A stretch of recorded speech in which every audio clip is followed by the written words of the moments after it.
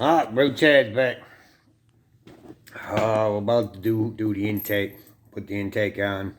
I got the gaskets that I always use. I'm gonna show you some imperfections I found in the gasket and the head. What I'm keep telling people about all the time. Got brother Mark doubling up the washers on these, because these single washers, they're not made thick. You know, you can't get thick washers, but look how they're buckled. And that's because the intake holes are messed. You know, they're I don't know how to explain it, but I'll show you when we flip it over. You know, guys, I can't work a phone, so here we go. This is the intake. See how messed up that is, how pitted, and you know, ain't too bad, but right there, that would be the side that was actually leaking. This was the side that was actually leaking. See, you can, I don't know if the camera's gonna auto zoom, but you see the pits and everything. I followed the whole thing all the way across. And then that's the back side. All the low spots there, that's all the pits. You know, that's the other back side. Oh, right here's the other back side. Damn, I can't work it. You know, the low spots are pits. This is the other front side. You know, ain't too bad though. You know, got a little bit of low spots. But now the heads, that's front of the heads. You know, got some pitting, not too bad. This is the side that was leaking. Don't look too bad. Alright, but now when you get to the back of the heads, look at that. It's pretty bad, ain't it? You know, that's what cool coolant does. You know, original heads to the engine. You know, you got stuff like that. You know, just wear and tear, running hot, you know, it breaks everything down. But now the other side looks like hell, man. Look at that side. So, no matter what, this intake was going to leak coolant because there's no silicone on it, no nothing. I got these ones here. These are nice, thick, heavy duty ones. Now, these ones here, you know how I was talking about the lip? This brain here, it says the lip part's up. You know, most of the time, your off brains, you will put downwards. But this brain here, you go up. Now, a lot of you folks will just slam some silicone right there, you know, on both sides, in the front and back. I like to use rubber, you know. Just put them in, make sure it's real clean. You know, you always put a little bit of silicone right here though, you know, to help hold the gasket still. Now, I know what a lot of you's thinking. Oh man, you know, you got to put silicone. Believe it or not, when you put silicone on rubber, it does not seal. Silicone on rubber does not seal. Now, if I had the silicone that's for an international gas pan, you know, it's a gasket free oil pan on the internationals.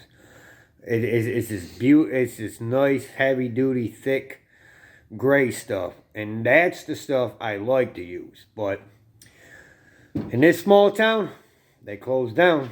So now I can't get stuff because I put that on all my oil pans and my transmission pans, and it is 100% sealed, hammer and chisel to get that joker back off. But we're gonna start getting set up. Mark has all the nuts double washered, you know, to give them more strength so they don't buckle in like the other ones did. And then I'll bring you back to the intake real quick. Show you why. Oh. See the hole? Yeah, I got the silicone over here already. See that hole? It's bigger bigger than the nut. You know, moves around, everything. So what it was doing, it was it was pulling the bolt into that hole. This one's actually a perfect example. And that's a perfect example right there, how it's beveled in. You know, so you need that double washer for it to actually work, because it's beveled in. You know, they're all not like that. You know, the front. I mean, there's some bugs. You know, certain ones are worse than others. You know. But this one's worse. But this engine's from the 70s. Everything's original, heads, everything, man. You know, original aluminum intake. It came out from a Corvette. So, oh, I guess we get the cracking lacking, man. So, stand by. We'll get you set up. All right, now put the silicone on. Like I tell you all the time, you don't glob it on. Because all you want to do is coat that. Nice thin coat. You don't want it on thick, because all you're doing is filling in the imperfections. You know, you have to do this around the coolant ports, because the coolant ports, they get, you know, the freaking coolant messes everything up. But I mean, that's all I'm putting on. A little tiny glob, and maybe half of that goes on. I don't want it real thick. I just want it to cover up the coolant, you know, the imperfection. Because with it being in the coolant port, what have you seen in the past? The engine sucks it in. And when the engine sucks it in, it gets in the oil pump, it gets in everything. I need a rag. And you do the same thing on the head. The only difference is right here, how these rubbers have the little indentation, which I don't know if Mark can even see. The rubber with the indentation, just put a little bit on it. And all that's going to do is help hold the gasket on. Put a little glob in each spot.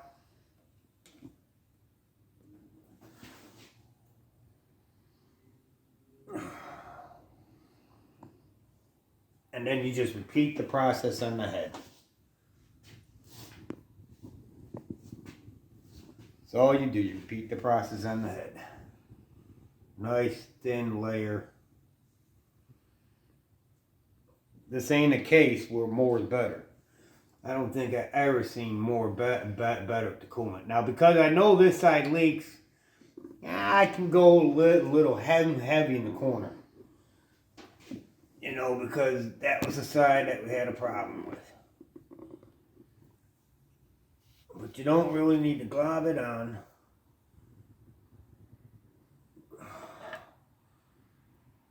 Oh, come on, man. You're sticking my finger.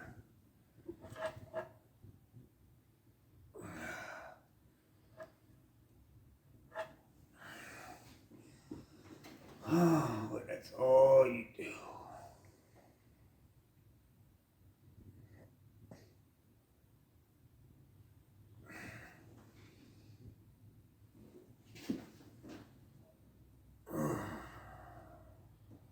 Man, I'm getting too fat for this.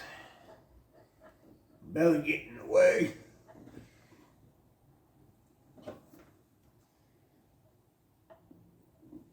Oh. I don't know where the cat went. I had the cat, lost the cat, don't know. I probably laid across it. I'll put that right there. And like I said, this one here says this side up. So this will have, but see how much more meat's on that? See how much nicer that covers? Where's the old gaskets so we can do a comparison? No, I chucked the old gaskets.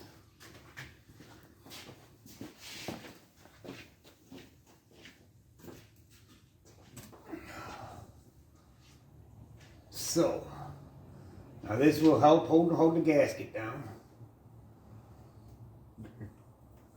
That's a good comparison. Yeah. I mean, it's not a whole lot more meat, but it's a whole lot more. Like the centerpieces here, you got 100 times more meat there, man. I mean, that little tiny stuff there, with the way the heads are, yeah. This would have did some random misfire and everything. Well, let me get the bolts together, get the sockets together, man. Be right back. Alright. Alright, you're gonna try and drop this down as even as possible. So this way you don't gotta slide it around much. I still have the car raised up. But what I'm doing, I'm trying to line up the holes. Trying to line up the holes first. Because you really don't want to slide it around because you don't want the gaskets to move. Don't want the rubber seals to move. And then you always double check. This hole.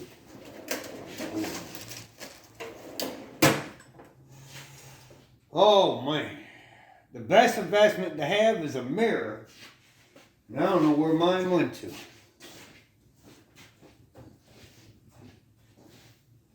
But the front looks good.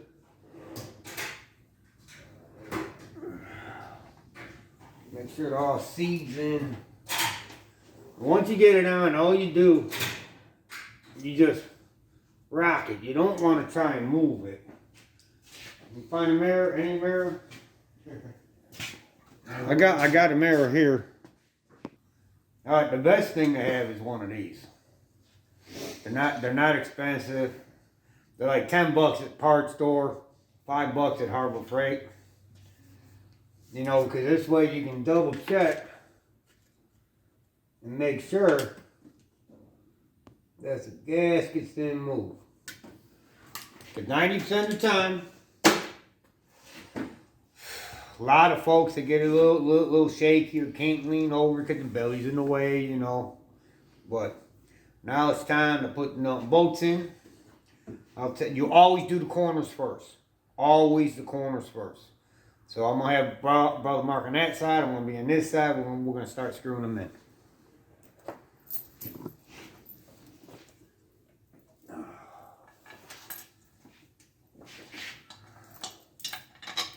Which I believe I got this joker perfect, man. Oh, I bet you that short bolt one here probably. No, it's going in. I don't know what that short one.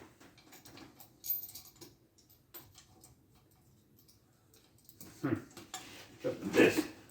Oh, they're right there. They're just so far slanted.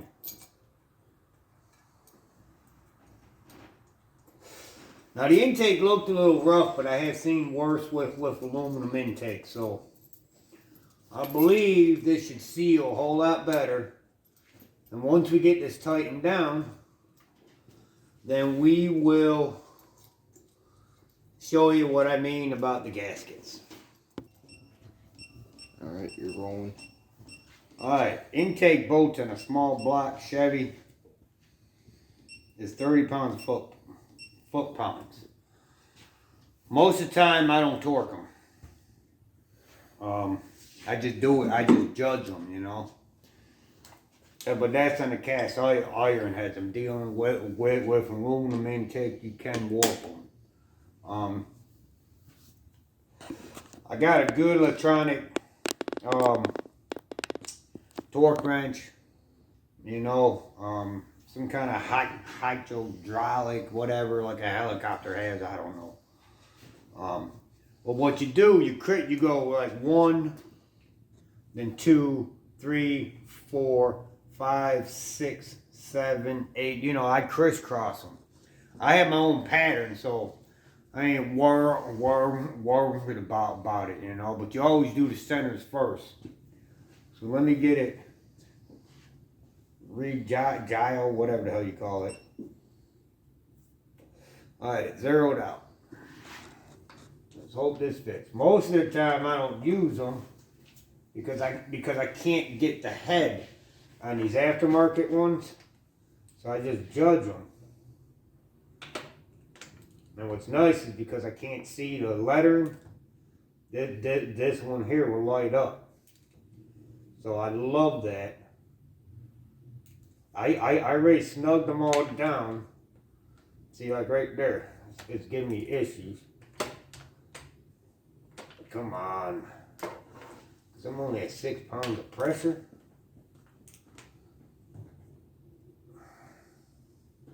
Alright, I'm gonna try something different. I'm gonna add a swivel to it. Now it throws off a little bit with swivel. Yeah, it will throw it off just a hair bit. So I'm gonna recalibrate it and then start again. Hopefully it works. You might need a longer swivel. And thing is, I use a ball type swivel. Grab that junk swivel. Oh, get this out of my way.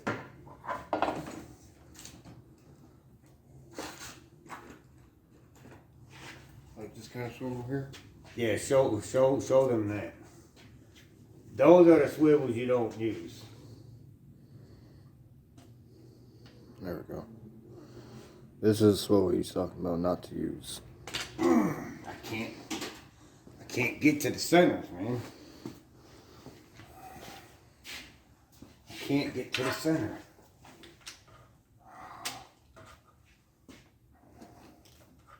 This side I can. See, all this jerking throws off my calibration.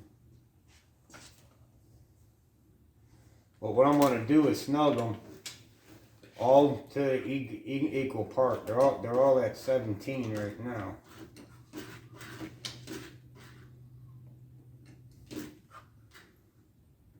I'm gonna do.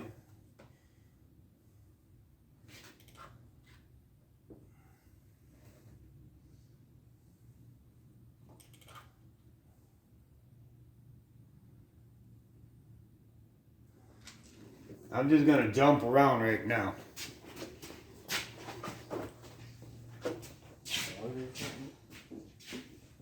Cause right now I can't get all of them the same because it's an aftermarket intake. So I'm gonna snug them all down to 17, then come back and get the rest of them.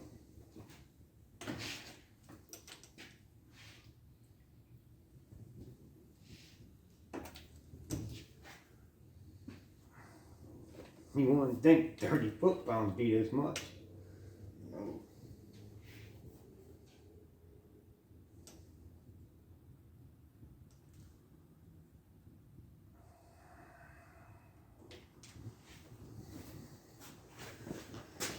I'm gonna jump around for a little bit.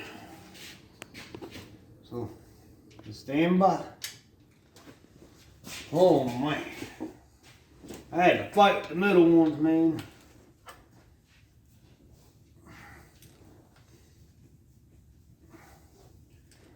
I want to make sure it's... Now, it's easier to do this with valve cover gaskets, valve covers off. I always do the intakes before I install the motors, because you got more room and everything to do it. And look, it is so accurate. That's 30.1. I mean, those green lights are freaking handy as hell because you don't even gotta be looking at it. You just watch for the lights. And it has vibration in it too. Yeah.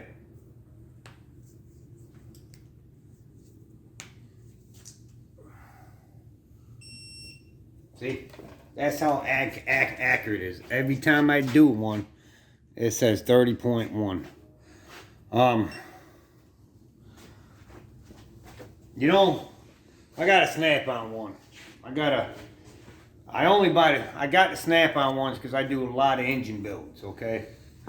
I never bought the 1/4 inch drive one because it only goes up 20 foot-pounds or 18 foot-pounds, something stupid, you know? Most intakes I do, the plastic intakes I do, like on the 5.3s and stuff, you know, they're pushing 20 foot-pounds, you know? So it's like, I'm not going to pay all that money. This one here will go up 250. I got a big one. So when I build big blocks, you know, because the heads on big blocks are 390. So I had to specially order that one in because most of them don't.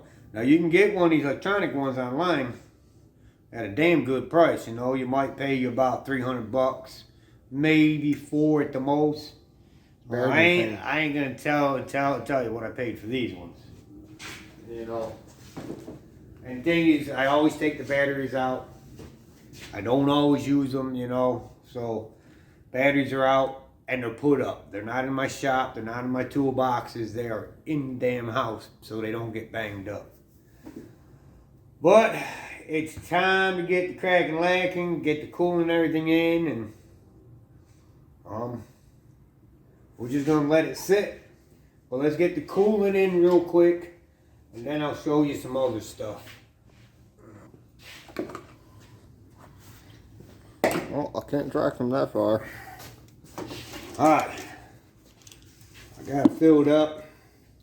Push down on that upper hose for a minute. Just to make sure the intake's full.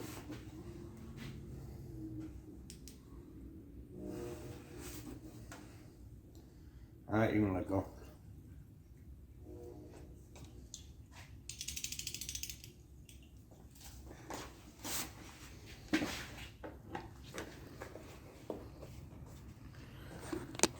Here it keeps getting moved. Alright. I got it fully filled up. Supposed to follow, it's supposed to rotate with me. I lost my soda, here's my soda. Alright, it didn't take long for it to leak before. But It only took like half a minute. nah, I don't know. I wasn't really paying attention. The boy caught it, you know, I didn't catch it. But I'm going to show you something. I'm going to have him take you off the stand. I'm going to walk you through it. I'm not going to put nothing together. I'm going to let it sit overnight like this. Because if it still leaks from that corner, then I know that the intake's junk, you know. Let me get a stogie lit. Alright. This is what I'm talking about, mate. You can see that gasket. You couldn't see it before. Coming all the way across. See the gasket. You see the gasket there. You see how well it fills up the coolant ports? You know, I'll show you on the other side too. This is what you want to see. See that gasket? Completely, let me see if I can get you in. Completely fills that coolant port. You know, runs all the way down. Completely wraps around that coolant port. So, I really don't think this gasket's going to leak. I think it's going to seal. It's going to be good. But the other ones, you did not see no gasket. Alright, that's why I really didn't think there was a gasket on it. You know, when you don't have enough meat, I call it meat, but enough layer or spread or whatever the hell you want to call it, you know, I call it meat, you know what I'm saying? You will get it to leak every damn time. So we're going to let it sit overnight. Tomorrow's Friday. I may or may not be here. We might be back Saturday. We'll get the belts back on. We'll get the power steering pump somewhat snugged up. Get the carburetor on. Drop the damn distributor in. And we're going to see if we can fire this joker off. Brother Chad, G.C.B. Gangsta Custom Builds. Have a good night.